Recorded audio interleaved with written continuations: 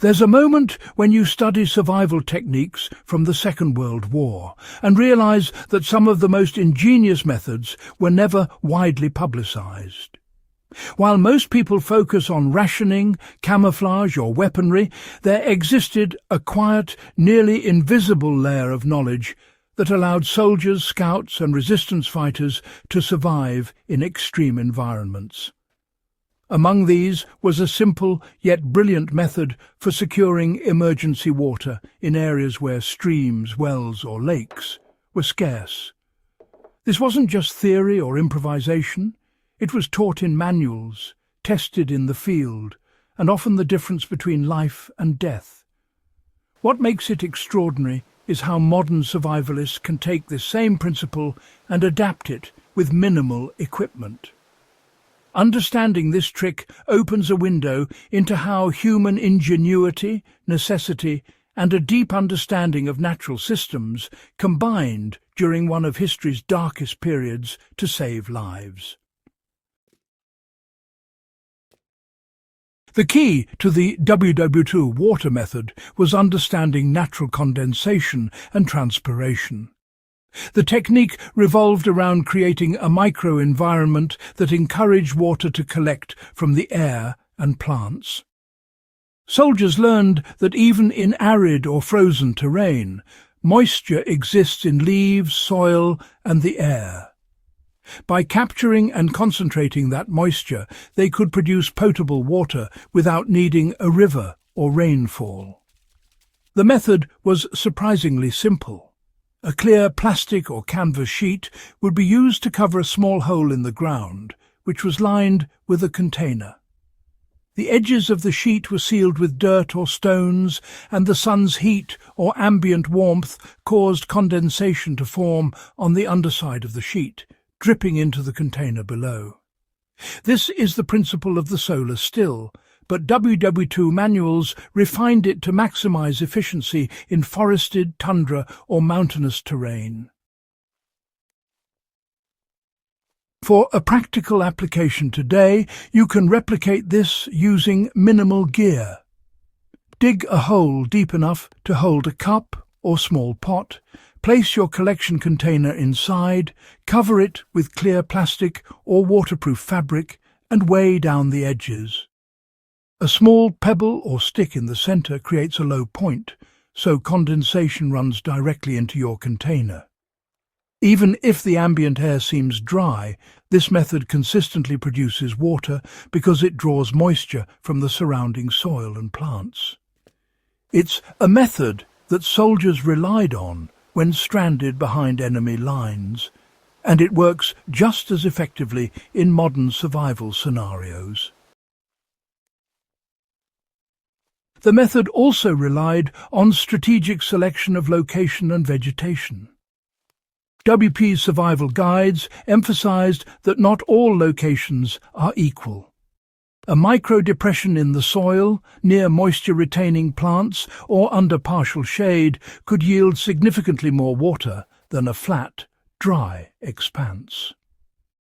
Certain plants were specifically noted for their moisture retention.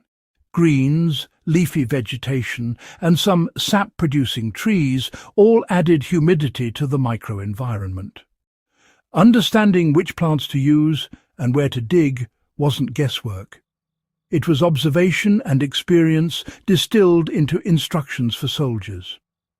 For a modern hiker or camper, this principle can be applied by scouting small natural depressions, shaded hollows, or damp areas for solar still placement.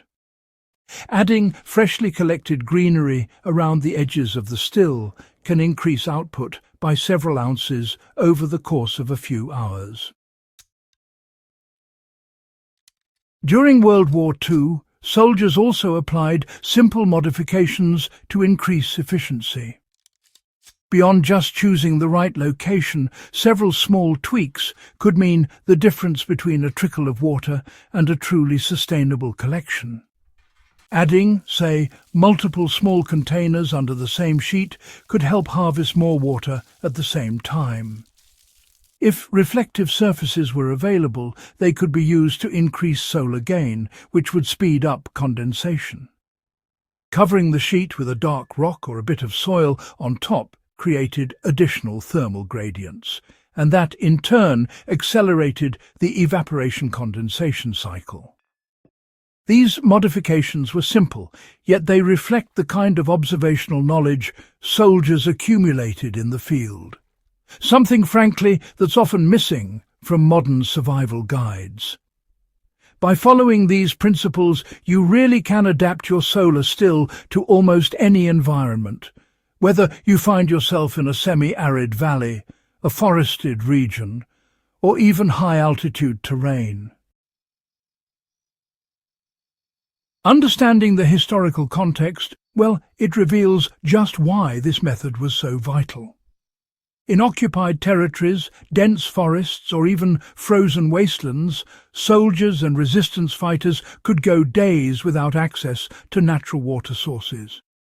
Carrying extra water simply wasn't always possible, and foraging for untreated water brought the risk of contamination and disease.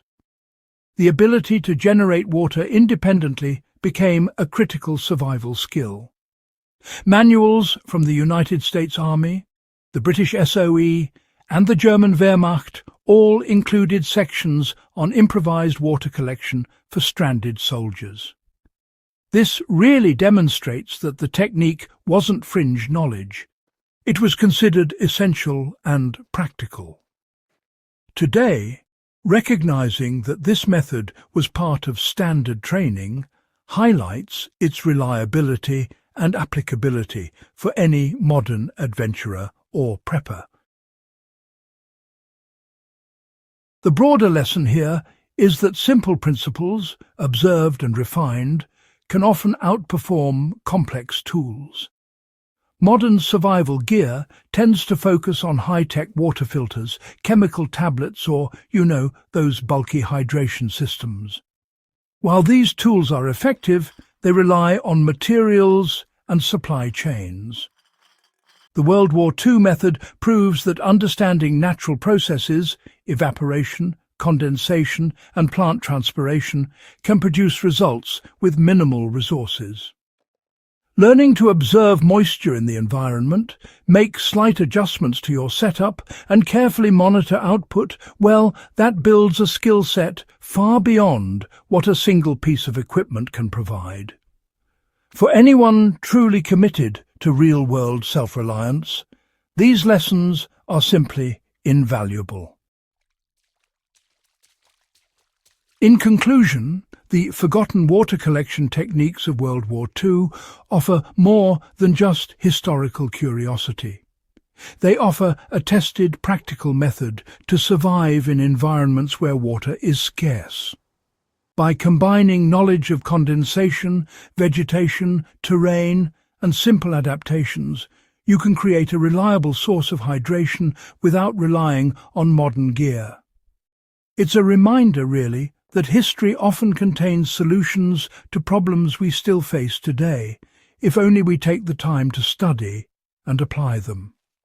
If you found this guide useful and want more historically grounded survival strategies, make sure to subscribe to Backyard Wisdom and share this video with someone who appreciates the hidden lessons history can teach us about real-world survival.